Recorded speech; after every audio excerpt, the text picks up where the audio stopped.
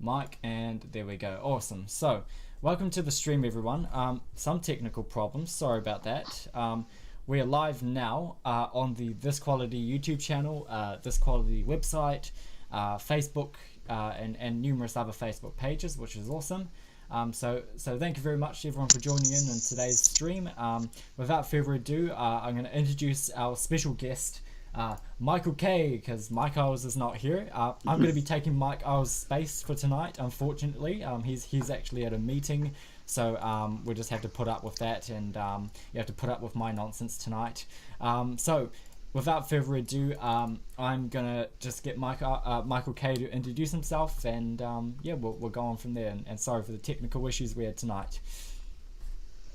G'day everyone. So tonight we're just going to carry on from what we did last week, which was just going over the history of economics and just the special character of what New Zealand really was. And it was a very, very strong local economy, and we were very, very, very, very connected from rural to urban. We cooperated, with very well. And the changes that have happened basically in such a rapid period of time, which is sort of, we are in as I try and explain through the stream, we're into a convergence of two very, very sort of strong economic theories. One which is sort of it's sort of Keynesian, but it's more neoliberalism, and then we've also got the old sort of sad part of what we became, which was sort of think big, which was borrow big, spend big, and it was basically, we were if you like, we were very, very productive. We were earning good money. We were coming as we were growing, when we were growing really rapidly as a country, and we were trying to sort of fit into this country as a bigger population. We went from 1 million people really, really quickly. We were sort of 4 million, and now we're 5.5 million. And we've those changes, as you need to build the infrastructure and all sorts of things like that in our own infrastructures, our own housing, and and as we try to produce, things have changed, and they've changed at such a rapid rate. But the what we went over in the previous stream was just we went through just sort of the way we were, and it was, if there was a need to do, we did it. So if we had, as we went into the bush, we used the logs. We probably didn't do it the best way at all. We started being very, very influenced by American agriculture, especially after the war, and German industrialization, which was also very, very big, heavy influence, and a very heavy influence on us now. And we really thrashed the country, but the big changes is we went from being a fairly even dispersion of rural and urban people to being now we are 84 or 86% of us live in urban, and only 14% of us live rural, which is the productive rural economy. And that's a huge change. So what we're going to talk about is the forced Labor government, which the forced Labor government was a reaction to what was Think Big, and Think Big was the end days of what was a productive economy, and it was when Rob Muldoon basically borrowed, sort of like this government has. Just it makes your eyes water, the amount of money that they've borrowed, and that's what Muldoon did. But he did it on these massive big projects. And as we're sitting here today, TY Point is probably, that's gone burger. We're all concerned really about what's happening with our forestry. It was one of the big changes that the fourth Labor government did. The forestry itself was actually, it was our savings in a way. It was set up basically that we we planted all that with the New Zealand Forest Service, and it was going to be our future savings, but it was also growing that wood so that we didn't go harvesting it from the from the native forest. Yeah, that's right. And so the real big change that really happened on a reaction. But when you learn the history of that Labor government, it was really it wasn't a government that was comfortable with what was happening at all. It was almost like it got taken over by four people, and what we've started here now as a shell, and we're trying to build up is what we call Attica, and Attica is basically it's the original version of democracy, and it's many voices. It's not one voice. It's not a pyramid structure. It's a circle, and so I'm more about that later. But more anyway, about that later. We'll tell you eventually. So if you can pop up that photo, a lot of people probably have heard Rogernomics and all this sort of thing. So, and the man that is third along there, sitting next to the Prime Minister at the time, which is David Lange, is Roger Douglas, who is sort of he is sort of the grandfather of the ACT Party. Yeah. And his belief was neoliberalism, free trade. It was that you don't own your own assets, that money is fluid, the economy is fluid, that all these other sort of ideas about protectionism, they called it, or nationalism. It's all silly. The free market economy is just it's everything, and we were completely in the situation that we're in because we were all of the things that we shouldn't be. He was an extremist. He still is today, and really, it's a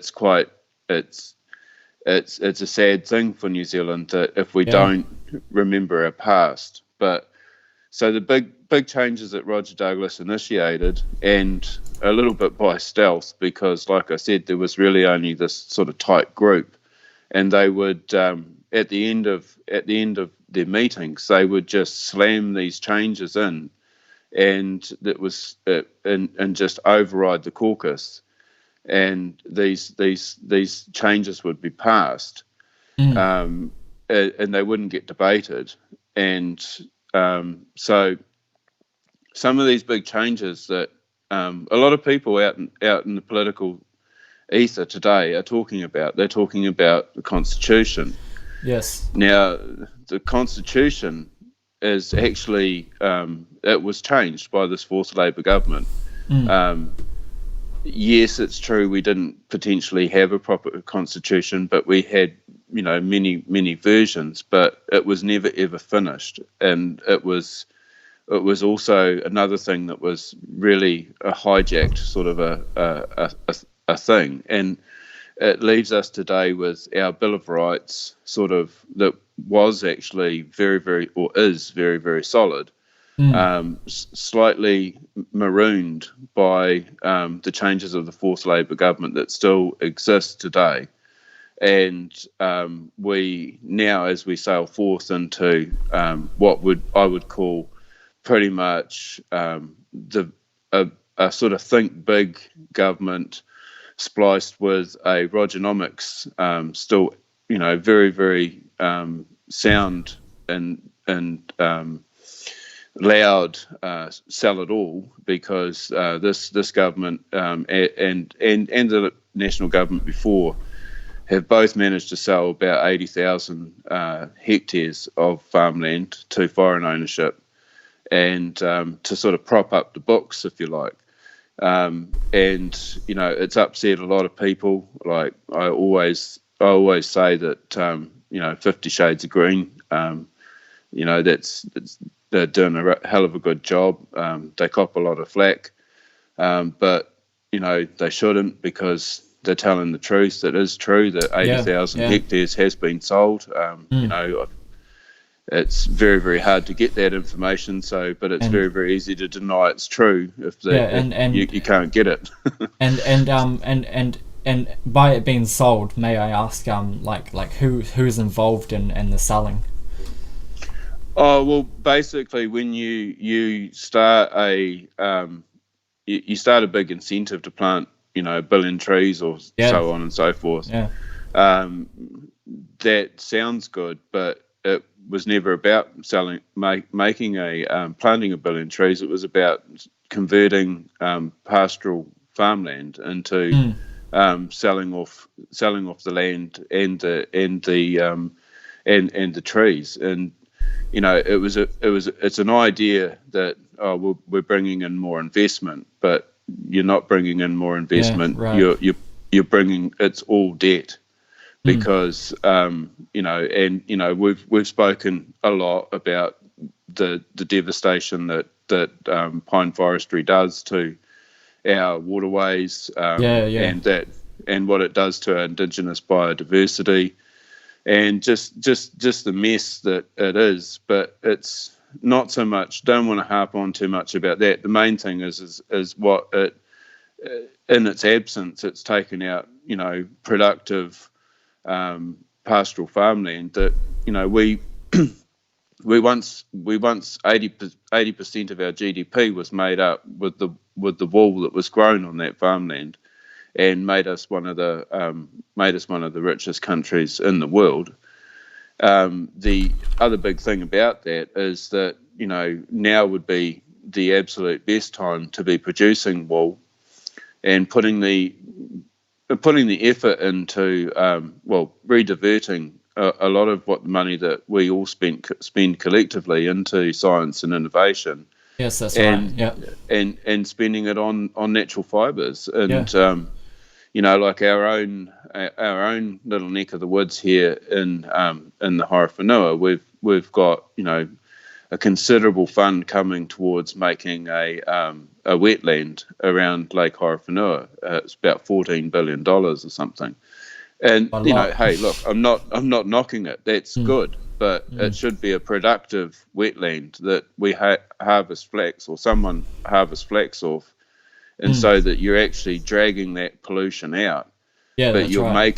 making a product out of it, and that's investment. It's going to bring in the economy, and I see what you're saying. So that's what we sort of as a community, that's the sort of thing that we'd discuss. But when it comes from the top of the pyramid and it comes down, it's like, well, we've got a problem with pollution. Yeah, we've got one of the most polluted lakes in the southern hemisphere. Yep. So let's throw money at it. Well, it doesn't always work. If you say to the people, what do you want to do? And look, there's been a lot of people, and there's a lot of people across the whole spectrum put a lot of time into this. But, I worry that without that, the stakeholders and being involved in this, that it will probably be just yet another disaster, because the money will be all gone, the pollution will still be there, and we'll have flax that's not filtering any water going in, and it'll all look all pretty and stuff, but it's still it's still there. $14 million down the gurgler. Yeah. So but anyway, so what we had, as I said, we had Think Big, which was borrow, and the borrowing that was done was in the big dam projects and the hydro dams, the enormous money that was borrowed in the hope of, and it was just hope. It's borrow and hope and spend. Mm. It was on the idea that it would create future jobs. This government's borrowed on a catch up to try and prop up a non-productive economy, and I say that with great sadness, because the thing is what we've had happen is that we're trade swapping. We're not trading. We're trade swapping. Right. So our Yeah. exports and our imports are almost identical. So we're always behind the eight ball, and we're importing things that, basically, like I said in the last stream, we just signed a deal for $320 million worth of train gear. We had a Kiwi company that wanted to build it. That's how you create jobs. Unfortunately, yep, you got to borrow the money, but it's better that those jobs go to Kiwis. That's Right. Yeah. what Roger Douglas would call protectionism. And Mm. so, unfortunately, if you do that, you've borrowed the $320 million to build the trains, and then you've got to borrow another $320 million to pay into welfare. And, the welfare that any government going forward, if it doesn't, allow the people to create a productive economy, the welfare bill is going to be huge and huge. The Greens want to just give you a UBI, which is universal basic income. And, that's just, we're moving rapidly towards privatization of the welfare system, that, basically a foreign country would be a foreign enterprise would start dishing that out. In fact, the ACT economic policy is that they're going to privatize it for, it's a bit of a slash version of what was sort of pre-Thatcher. They called their welfare system, colloquially, the gyro. So, like a gyro that keeps on turning. As you work, a little bit of what you work for gets skimmed out. Mm. So 5% or even 0.5% of your income gets put across and goes into a fund. And when whatever you pay in, of course, when you are in between jobs or you want to change jobs, you're eligible to draw that money back out. That's what they called the gyro. ACT, because of its Roger Douglas past, wants to privatise that and send that money overseas, which will only meddle in somebody else's economy. Mm. But No good to us. it also is like the ACC model that is still going back to Roger Douglas. Hard to confirm, but there's fairly reliable reports that there's $40 billion invested out of ACC, and it is invested with JP Morgan, and that's imagine bringing that $40 billion back now and bringing it back into health, and even if you put $20 billion into the health system and paid $20 billion off this great big debt that this current government's borrowed, but it didn't even call on those funds. And, that's the failure of neoliberalism, because when it's so big, it's all sort of so tied and bundled together that, when the COVID-19 thing happened, or when the GFC happened, these your money's unavailable, because it just dries up. Yep. So back to the old thing is we just produced more, and that's in 1938 times were tough. A lot of countries didn't come out of it like we came out of it, and this is by far looks the most attractive proposition, that when we go back and we look at our past and we look what we did right, and I think that we also need to be a little bit tough too. That if your own industry is competing against inferior products and you want to put tariffs or bar them, why can't you? It's like that seems like a good idea. We're getting a little bit of you can see that we're getting a bit antsy with other countries like in the UK. They just come out of the EU and they want to be they're trying to drive back to localism and produce their own food and not be reliant on other countries. And Mm. so the supermarkets are actually got in behind a lot of farmers, and they've Mm. said, we want to buy local produce first. Local products, and yep. Yeah, and support them, and sort of get that sort of all thriving. And Mm. our trade leaders are coming back and saying, oh, that's terrible. They're trying to block us. Well, It's a load of we've crap. got we've got to. That's fair trade is fair trade. Yeah. We wouldn't like it here if suddenly China started dumping milk on our economy or dumping products on us. So they actually are, but we're just not. We're just not. We're not focused on that. And Mm. as things get tougher, we that's the kind of thing that we can focus on. Yeah. But Yeah. so So we've talked about that now, and I think we could move on to maybe just like kind of the street life and city life in New Zealand, with economy basically. So we'll move it on to that one. So the first photo is outside Thomas Borthwick and Sons. I think that's what it says. And just look at the trucks. You can see the trucks there, Michael. yeah. Wow. So these, Mike, I was a bit annoyed not being here to speak to this, but basically, Bothwick's was the main, or one of the main meat processors in New Zealand, and these were all sort of, back in the day, these were sort of our own trucks and things like that. We made everything here. And it was sort of, it's still it was a centralized model, but Yeah. not, they were your local meatworks in a way. But what we did have was a lot more freedom for your local butcher. Today we've got $85,000 fines if I was actually to supply meat directly to a butcher. Yeah. So, when we, as I said before, we're talking about protectionism. That's protectionism, and it's self-inflicted on our own local economy. So those are the things that we've got to sort of smarten up on, because,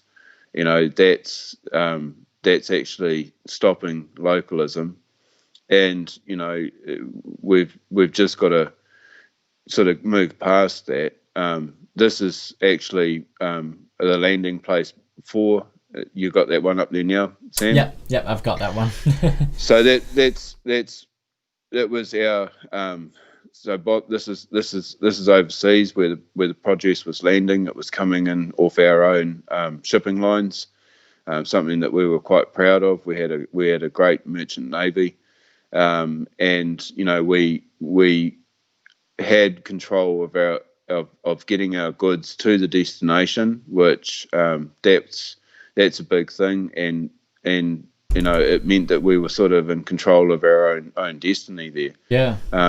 Today that's a little bit different. We're sort of reliant on actually having to buy stuff to bring the ship here to ship stuff out. So Relying on corporations that are not local, basically. So yeah. So I think there's moves afoot to try and sort of swoon us into, when they privatized the health system, well, tried to privatize the health system, they didn't quite get away with it, because it hadn't worked anywhere else. When you look at Americans that live under a privatized health system, sure, it makes trillions of dollars, but no one's got access to healthcare unless you're rich.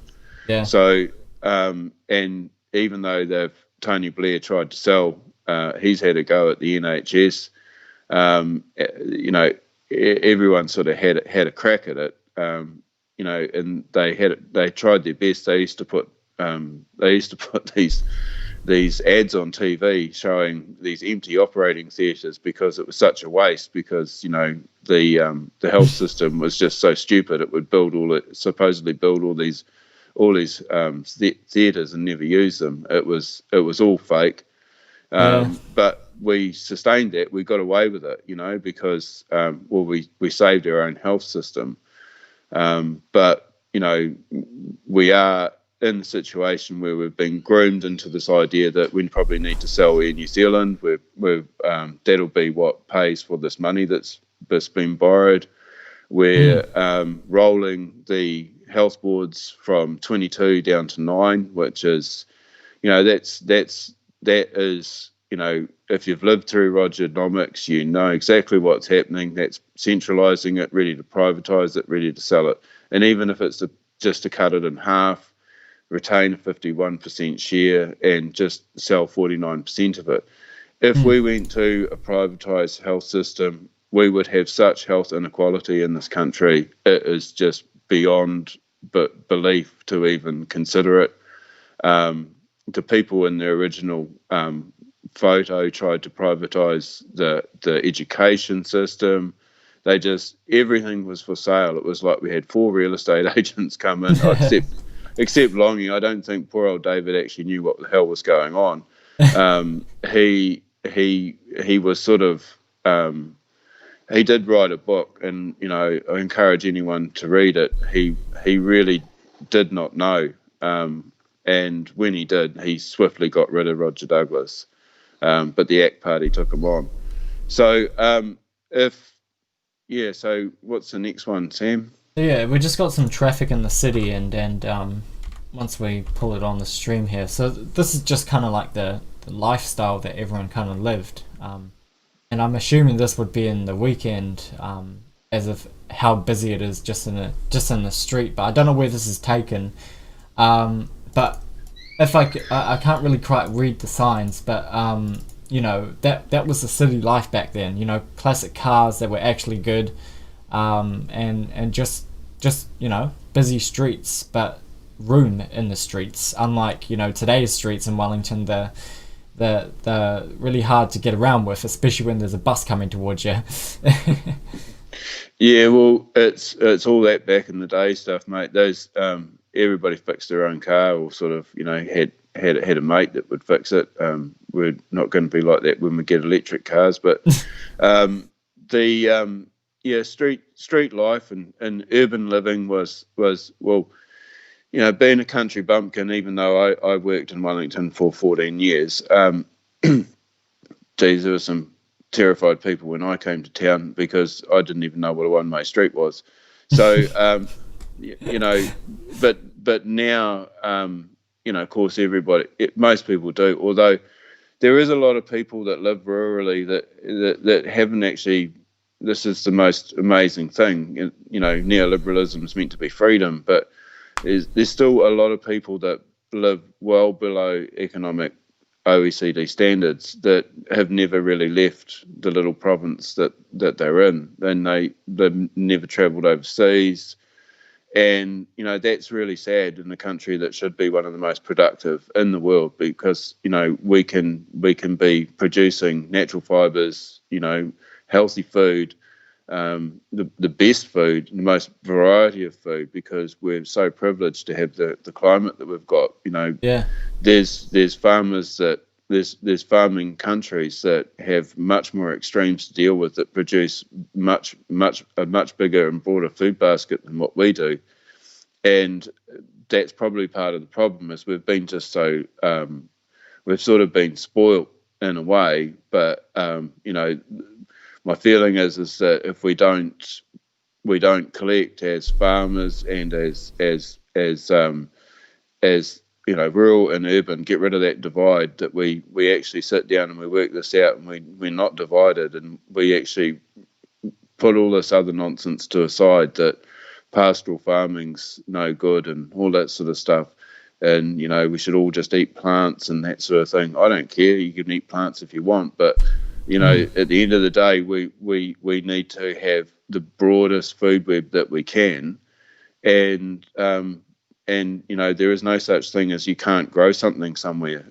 In a way, like you can just about pretty much grow anything, Yep. but In your it's not. backyard. Yeah, Anywhere. it's not just about the food and farming's going to save the world or anything like that.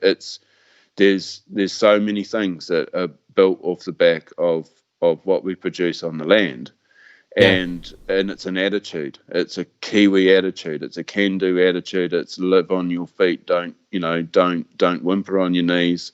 It's everything that made this country just so resilient. And man, we've weathered bigger storms than this. It's just that we've got to realise that we actually are weathering a storm. Don't be frightened of it. Don't let people howl at the moon at you that this, that, and everything else. It's be realistic and just look at it. As the light shines on it. The light shines on the fact that we've again got a government that hasn't got a clue about economics. I don't even know what our current Minister of Economics actually what his history or anything is. It's like I've tried to listen to see if there's wisdom there. I don't think there really is, but I'm not being mean. I'm just saying that's like we're there's 5.5 million people, mate. You've got to know what you're doing.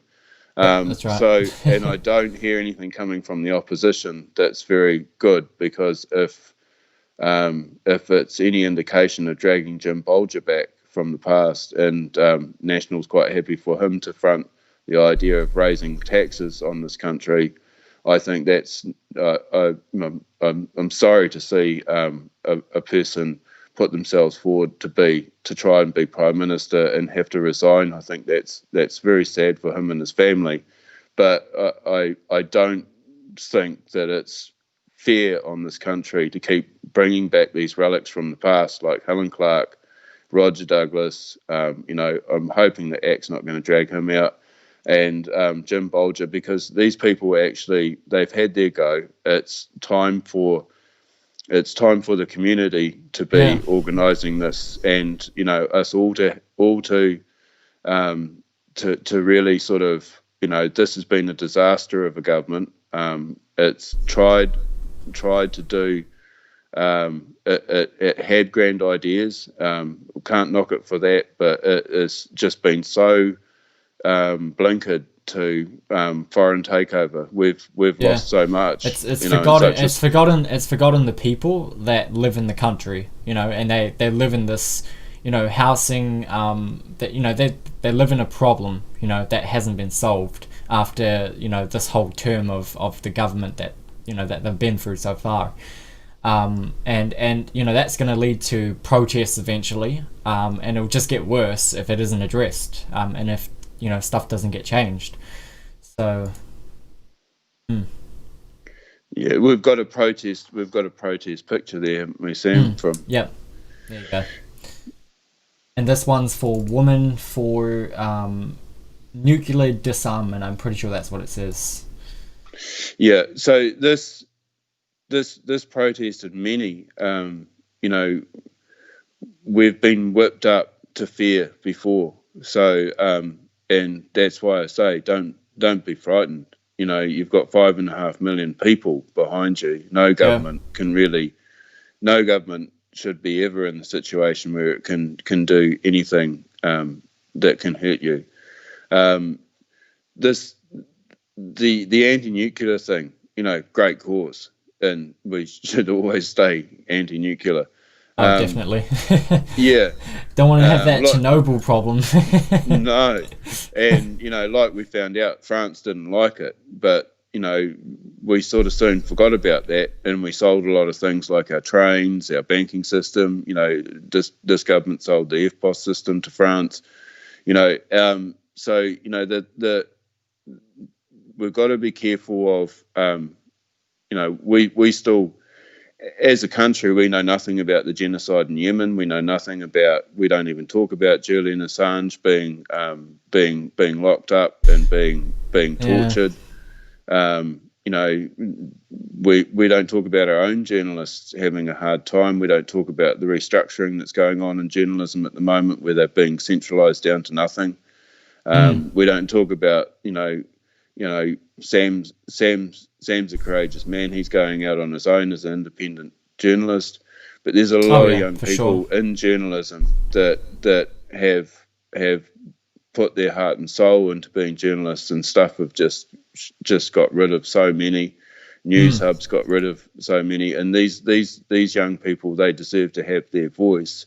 Yeah, and they don't. And, they don't and deserve... instead of working for a corporation that kind of controls everything, it should be a free speech, and let them have a platform.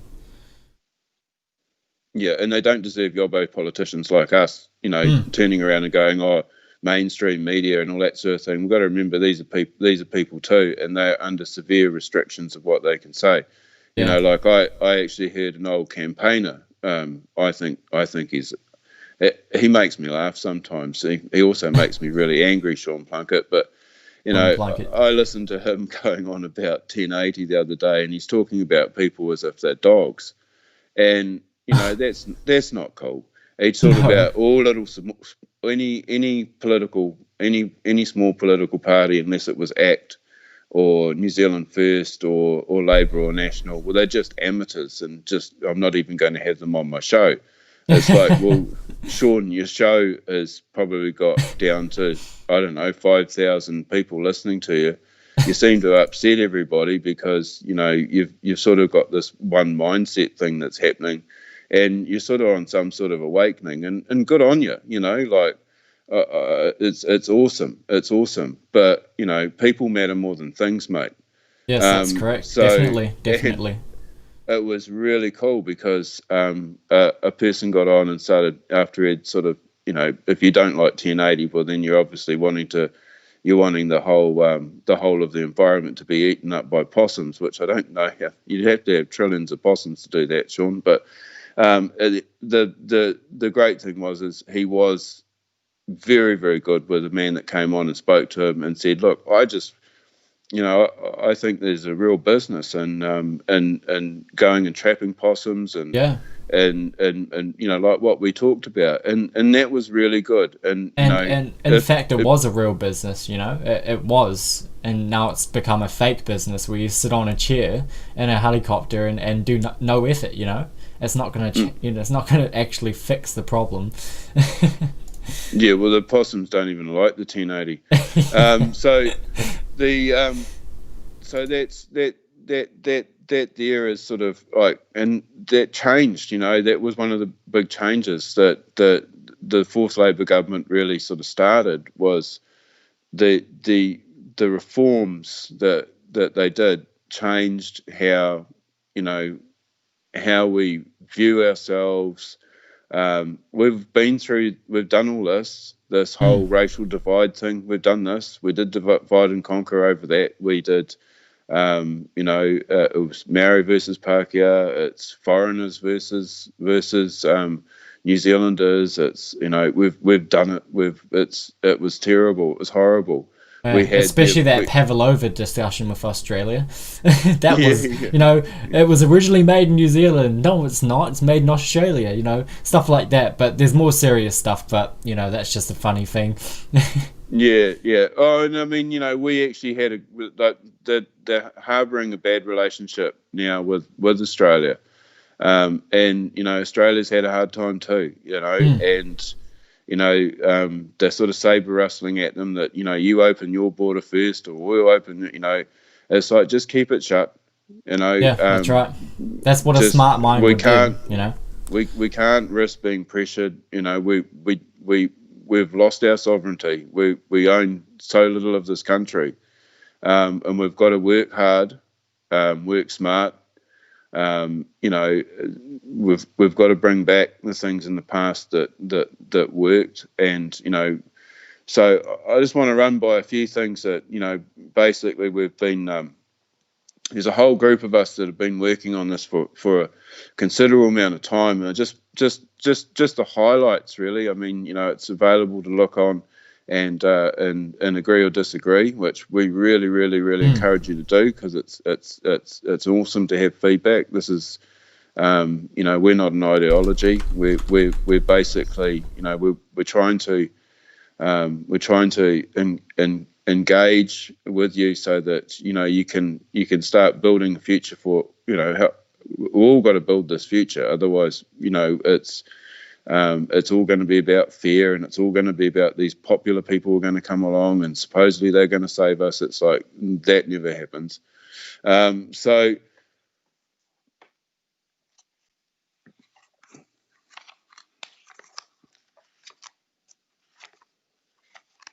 yeah, no worries. So what we're thinking is one of the biggest things that in neoliberalism is creating avenues of debt. Creating avenues of debt means that your sovereignty's like your own sovereignty. It's like your own home. You own your own home, do you? It's like how much of that home is a mortgage to a foreign-owned bank.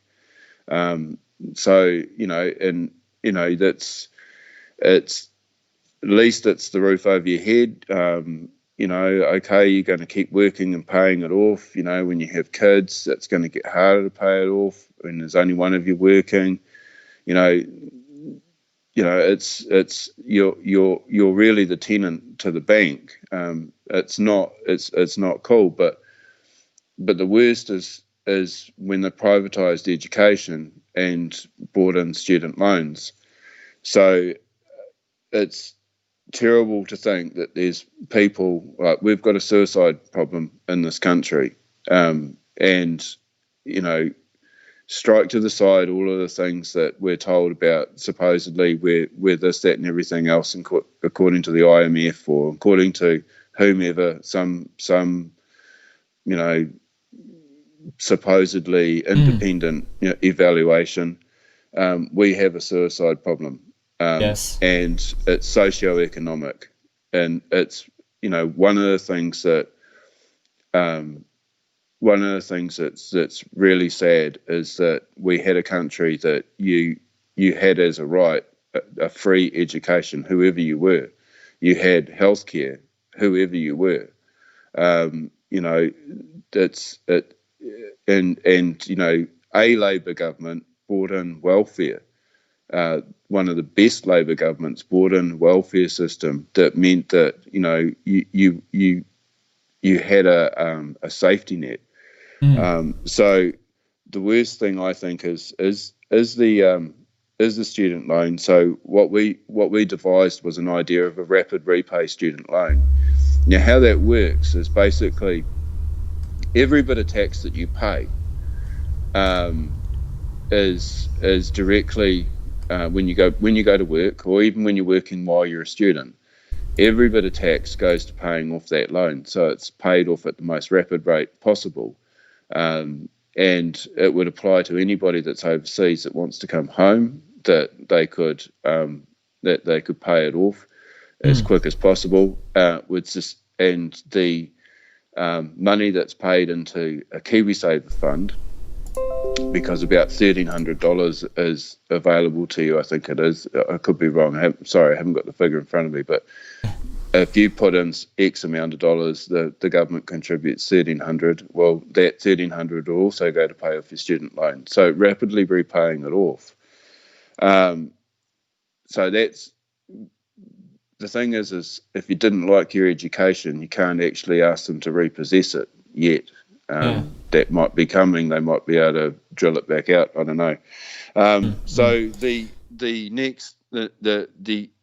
other thing that I think that is incredibly important, the fourth Labor government really attacked the unions. Now we've got there's a fairly good, robust debate that you can have about unions. Unions were holding the country to ransom, but they were holding the country to ransom because everything was being privatised, everything was being sold, the unions were getting pushed out, people's collective bargaining was going. Labor still to this day still has the support. It's one of its biggest supporters is the trade unions, and yeah, it was the actual demise of trade unions, because it was certainly more formalised by the following national government, but don't necessarily. Not saying bring back unions, although I think there needs to be something constitutionally available to people that are in unions, that they can't be discriminated against if they do belong to a union, because of bullying. Yeah.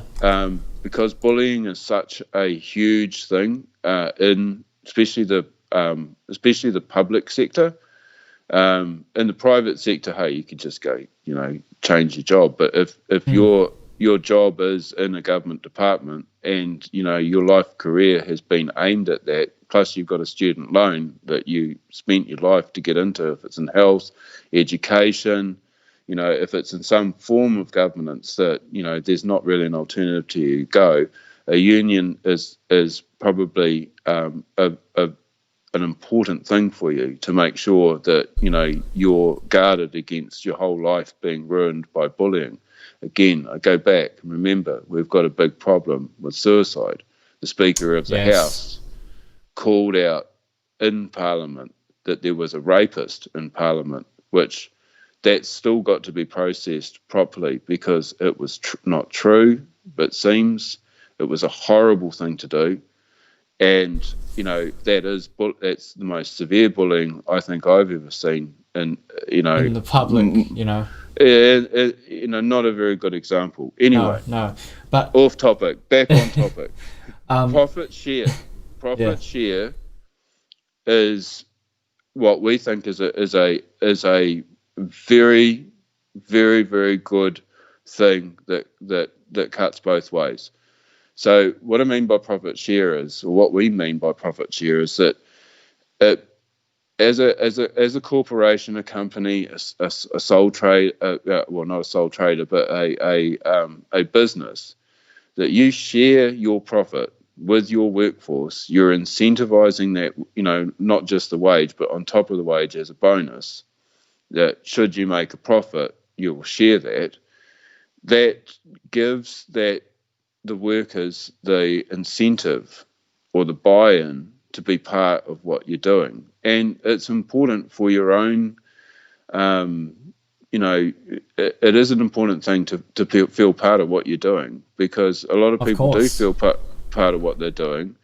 And, we have not really, I'm not saying all employers are bad. There's some wonderful employers out there, but there's a lot of nice ones, but there's some that there's a lot of companies now that you're not necessarily working for somebody, you're working for a pyramid of or a structure of your own what you're told to do and all that sort of thing, so it's not quite as personal, but our farming sector really suffers from being able to attract people into it. Part of it is the endless spin about farming bad, kick the cow. It's just about daily. But there is some of that gumboot fits. There's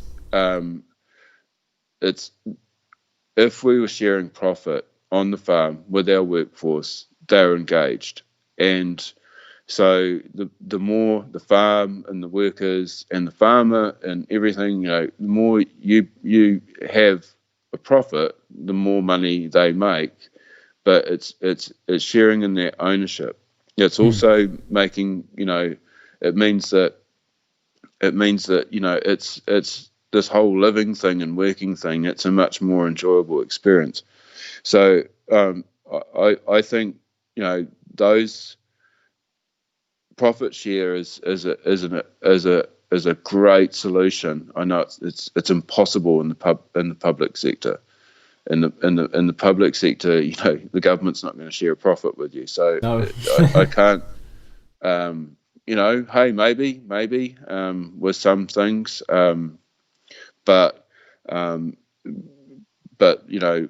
private sectors where that's where we can this is a policy that, what's the other side of profit share? What does the government have to do with this? Because we can just do this, right? So the other side of profit share is the actual tax itself. So your profit sharing with your workforce, that then enables you into the lowest corporate tax rate, and that's the clincher. It's people that will not share their profit with their workforce and engage their workforce in what they're doing, and they're going to pay a higher tax bracket, and I think that's a fair tax system. So the other huge change that we think is urgent in this country is bringing KiwiSaver funds home.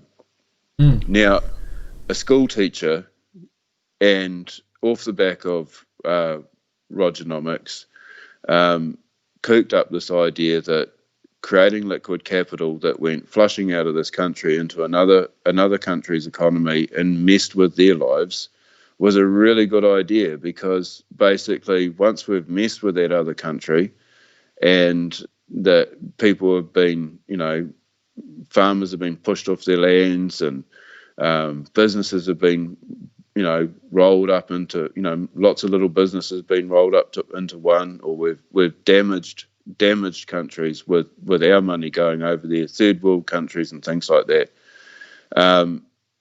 That's all great, because we're making money off it. At the same time that we're doing this, we're borrowing all this money because we've thrown our money over there to mess with somebody else, and then we've been borrowing ever since. So a lot of the borrowing would stop if we, this is actually a common economic understanding. Most even KiwiSaver fund managers will tell you this. Having that equity over there is just over in other countries, or it's imperialism. It's going and exploiting countries that are already in trouble, like we are. So there is something like 440 billion that the last economist that I heard. Now, if he was exaggerating, that's not my fault. But he said there was $440 billion of our money in KiwiSaver funds, and it's overseas. Well, if we would bring that home into this economy now, as long as we're working towards extending what we do and being more, being more productive, but being also more self-sufficient as a country, and I agree. Yeah, but being more innovative. Like, we want, we did the Lord of the Rings. We've done, we're as innovative as any other country. We've got to get rid of this. We're not like Sweden, or we're not like Silicon Valley. It's like, well, yeah, actually we are. We are really punching above our weight in different things. And we send all our money offshore and then say, hey, we've got no money to pay for this. It's like, well, so I think bringing KiwiSaver money home, it's a massive change, of course, because you've got a lot of people that, in economic terms, you call them oligarchs. It's probably not the best term. Let's just say very overpaid people. Fund managers are paid in the millions because they're paid the percentage, basically, of the money that they're investing. You might notice, if you've got a KiwiSaver account, it's been shrinking. But as it's been shrinking, the fund managers, a lot of them, unless I haven't noticed, have still been taking the full wages that they've been getting in the height. So they're still living on the pig's back, while your KiwiSaver is just shrinking like a grape into a raisin. Yeah. So yeah, I think those are. There's a lot more changes on there that everybody can look over. I don't want to rave on. People aren't really interested in economics, and that's fine. All I want to sort of leave on that is how, think of it like how you'd run your own home. If you kept selling, how many times can you sell your house? you can't sell your house and then expect to live in it. When it's gone. It's non. Yeah, you'll get some. You'll if you're a freehold house and you sold it. Yeah, you've got your 300,000 or 400,000 or even $500,000.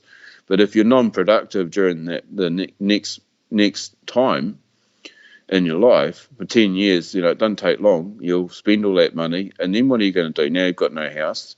Yeah. You're non-productive. And that's what this is our economy. We've been selling for so long. Now we need to, be able to have the opportunity that so many people leave because there's better opportunities overseas. Well, not entirely true. When you try to do something in this country, there's a hell of a lot of barriers that are protectionism, that the neoliberalists like to say, if you're trying to protect fair trade, it's protection.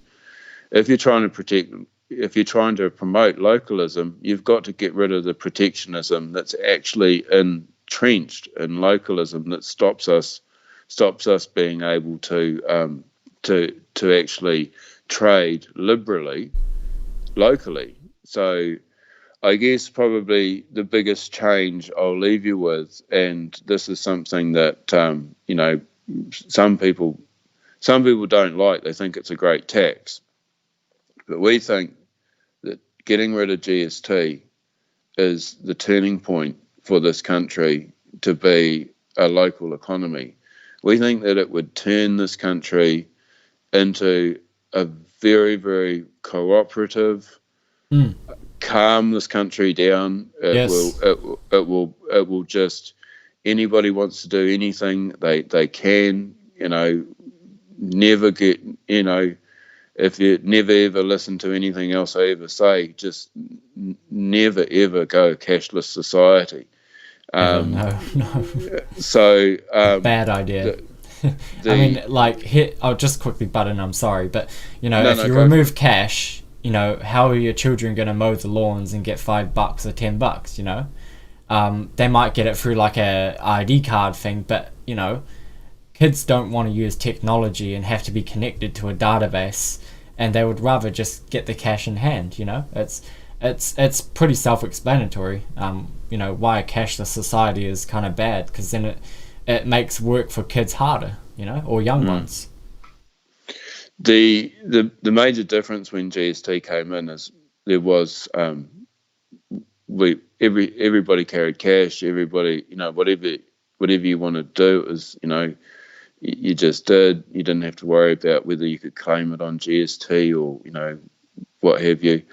But one of the big things that did happen is convenience. EFTPOS card, geez, it's convenient. There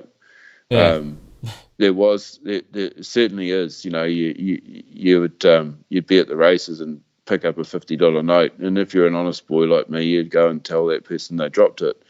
And the odd person would buy you a punnet of chips, and others would clip your ear, think you pulled it out of their pocket. But that there's convenience in EFTPOS, and I'm not saying I'm anti-EFTPOS, but what I'm saying is that by wiping out GST, all of our worries that we've been going on about basically since we were worried, since Greenpeace started, and since we started worrying about environmentalism first started, consumerism is totally fueled by a government that's obsessed with how much you can consume. It gets its tax by encouraging consumerism. In fact, in December of last year, the Prime Minister was totally ensconced in jubilant of how much that we'd purchased from overseas, because GDP was going to go up during Christmas time because it was a record buy from overseas. Well, that's all debt. It's just because it's chewing into the trade profits, or our ability to have funds as a country to put into health, education, into welfare, into whatever productive startups that we want to do, or just paying it off debt. So, and that's the attitude that we have to change, and there's only one way to really snap out of it, and it's what Roger Douglas brought to us. When he bought it, a lot of people my age, you'll remember the shitty's 80 music, you'll remember the terrible fashion, you probably bought into it, you probably had a mullet, you probably, I think that some of that music or Miami Vice and things like that still haunts me, because if anybody's got a Mo now, it freaks me out. I just can't start looking at the Mo. But anyway, so the big thing that man sold us GST on, and it became, you'd have an argument at the pub, or you'd listen to your dad have an argument at the pub, like, I don't know, and they'd say, yeah, but this is going to be the only tax. It's 10%. What are you going on about? Imagine that. We're only going to pay 10%, because that's what he told everyone. He said that, this GST system, it's just there'll be no income tax, there'll be no, fringe benefit tax. If you're a tax-paying person and you actually have to go onto a banking website and pay tax, just as an exercise, just remember too that you've got to select DED for PAYE now and things like that. But just scroll down that list and just see how many taxes there are that you pay, that have to be paid. Like, it's endless, and it was never true. It was the great swindle. In fact, many people have a go about, just exactly how much tax do we pay as a country. We're one of the higher paying tax countries in the OECD. That's why a lot of us are kept just on or below the poverty line. We also, one of our policies is simplifying how things are actually reported to us. It actually was one of the changes that the fourth Labor government promised to make, which was simplifying tax returns. It never did. But, filling out a tax return should be easy. The way that the economy is performing should be reported to you. No one should tell you that economics is complicated. It's not. It's pretty simple, Yeah, absolutely. I understand it, You've either got money or you don't. It's as simple as that. You either owe money or you've got assets or money in the kitty. It's not hard. I actually like the line that when the because it's a bit popular at the moment. Leaders falling from grace, which certainly I don't think Todd has, but when the Greens had a bit of a terrible time with, because it seems like they got hit the hardest, at least, when the Greens actually did have a drama about reporting incomes or income supplements, they actually got on them, they sorted it out, showed some integrity, which, these major parties haven't done over their donations. But one of the kickbacks that they said was that, a solo mother would probably run the country better than some of the finance ministers that we've had. And I think I'd have to agree with that. I think that's quite true. People just are amazing in this country with how little that they live on. And when they're turned around and told, you don't know nothing about economics by basically, a woodwork teacher or some high school teacher that is supposedly the Minister of Finance. At the end of the day, that's where we're at. People are belittled in this country that would probably do a much better job. And that's why one of the strongest things I think about localism is that, we, when you pare away all of this, like, grandiose leaders and populism and everything, and you actually get down to brass tacks as a small community when you're trying to solve problems, and you form together and you gather it up. We prove it in disasters, we prove it in everything that we go to do, when how we promote and run our own little local sports teams. Every little thing that we do so much better than this current system of governance has got to a point where, I can't stress it enough. If you're going to idolize politicians, please don't, because it's a service. And they don't grow up with, they don't grow up like we do. They come from. But you're not a celebrity. You're a representative of your people. That's right. You're not the second coming of something or something like that. You're not. It's terrible to see the amount of fear that's being generated out in the public domain. We actually just have to get back to reality, stop howling at the moon. And, this country's, it is in for a rough ride, but we're the 5.5 million of us, we're the right people for the job, and we've got to have our country back and be done with all of this all of this nonsense that's going on. I can't stress it enough. Yeah. So yeah, we're dragging on, but we're doing well. We've discussed a bit more things, but just before I add it in, would you like me to show the audience the agree and disagree thing on our website? Yeah, for sure. Yeah, sure. Sweet. So that's the chat. There we go. So as you can see, everyone, you'll be able to see it on the live stream, and Michael K can see it too. But as we scroll down, it's like a community survey, and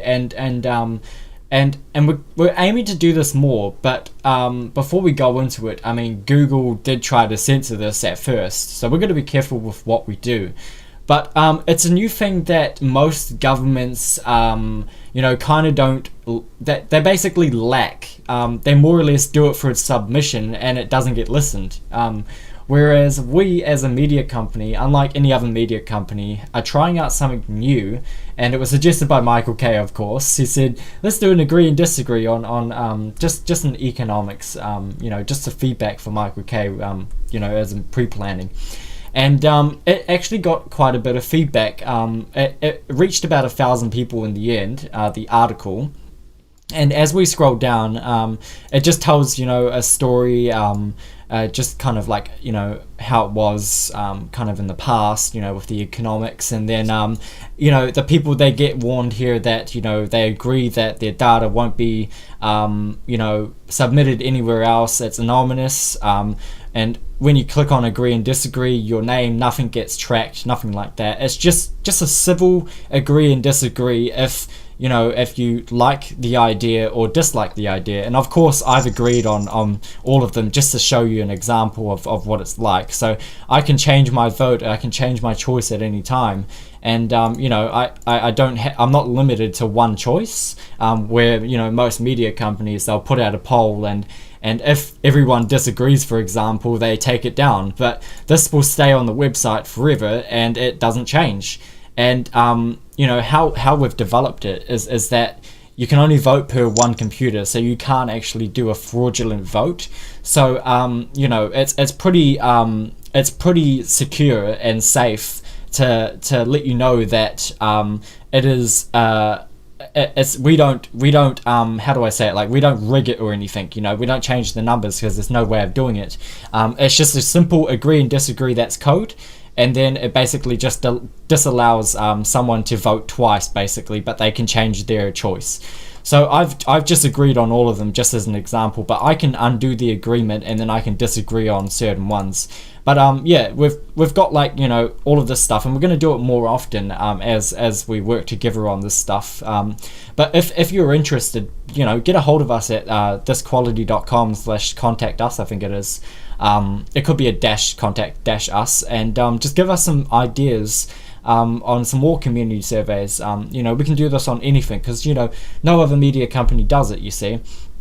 And thanks to Michael K, he brought it to our attention, and it's done well. Like, as you can see, the feedback just from 1,000 people that viewed this article, you know, it's done well. I mean, like, you know, some people don't interact with it because maybe it's a new feature, but you know, it's as the page, as you go down, it gets less because, you know, not everyone reads, you know, a 1,000-word article, but you get the idea, and we're going to do this more. So if you go to thisquality.com and you see community survey, make sure you know, put your agree and disagree in, because that's how we kind of just, you know, that's how Michael K and all that, and any kind of poll that we do, that's how we get a feedback on something from the people. It's not from a rigged system, if that makes sense. It's from the people's, you know, agree or disagreement.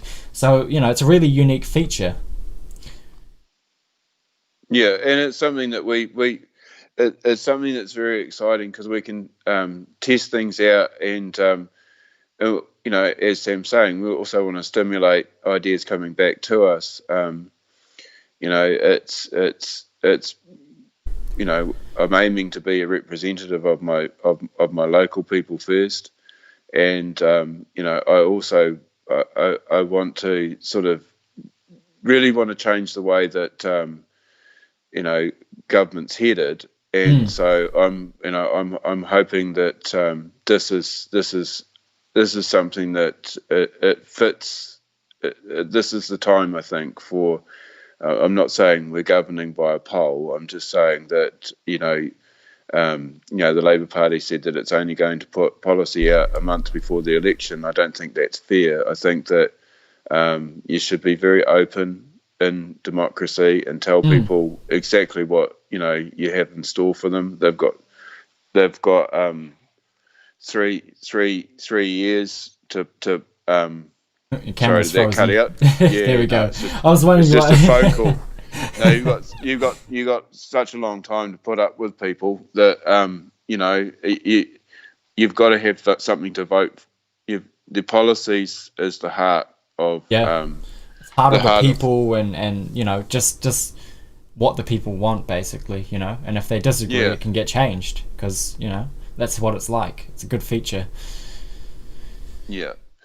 So is there any comments there, Sam, or we just yeah, we've got quite a few comments, and I'll just bring it to this screen so that we can both, you know, you can see it on your screen, Michael. We're both here on. It's kind of different on our side of things. I've got 2 monitors in front of me, and Michael K just sees the, you know, what you guys see, and he sees me controlling it, and then he sees images on his screen. But, you know, I've got a whole lot more open. But I'll go through the comments from the start. So we've got one from Arwen, Bradley Jones, and she says it's absolutely ridiculous to export so much just to import things from every other country. Keep the jobs here.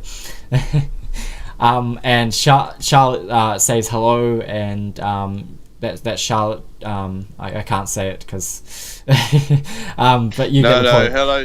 Hello Charlotte. Yeah, there you go. And Charlotte also says healthy, local, diverse, organic food is the best. Food farming can save the world. What's your comment on that one, Michael? Oh, absolutely. I think the thing is we've been sort of taught to think that organic food is a luxury. It's not.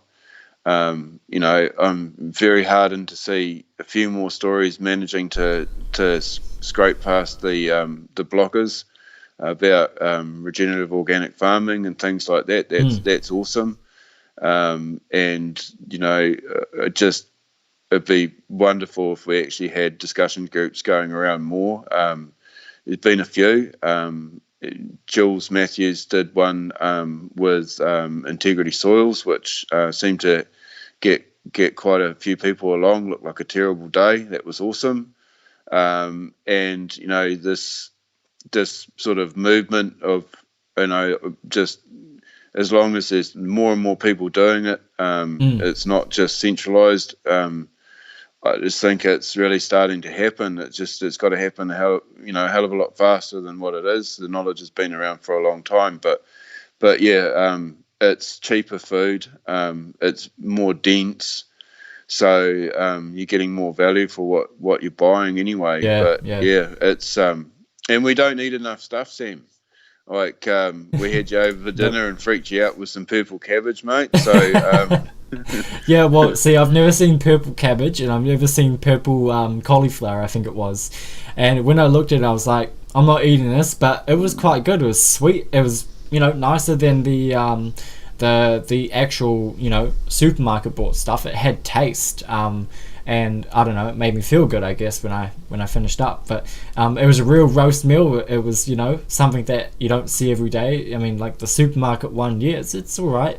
Especially, the supermarket one with the supermarket bought gravy isn't. I don't like the gravy from the supermarkets, but it was nice. It was a good classic farm roast meal that we had on the weekend. If you guys didn't know, and it was quite good. So yeah, no, that's imagine if, like, the thing is, we've got a lot of people go hungry in this country and a cold, and it's just sad for we're such a strong food bowl in the South Pacific, and we're just not looking after our own people, and like I said, like, if people must matter more than things. That's right. Anyways, we've mostly got comments. So excuse me.